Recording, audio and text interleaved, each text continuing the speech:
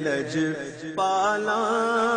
مرکز اہل سنت جامعہ رضائے مصطفیٰ میں عظیم الشان سالانہ 7واں عرس اشرفی پیر طریقت رہبر شریعت حضرت علامہ مولانا مفتی علیات اشرفی نورانی قادری رحمت اللہ علیہ عرس جلسہ دستار فضیلت 5 اکتوبر بروز ہفتہ بعد نماز مغرب خصوصی خطاب حضرت مولانا ڈاکٹر حافظ غلام عباس صاحب کنٹرولر امتحانات تنظیم المدارس اہل سنت پاکستان بورڈ خصوصی خطاب سید پیر کبیر علی صاحب گیلانی نقش بندی آف لاہور خصوصی خطاب حضرت مولانا سید احمد محمد شاہ صاحب آف چورا شریف جیگر گوشہ غزالی زمان سید حامد سعید کاظمی شاہ صاحب آف ملتان عرس میں تمام احباب کو شرکت کی اپیل ہے دعا گو صاحبزادہ عبدالرسول اشرفی قادری محتمم جامعہ حاضہ محب اہل سنت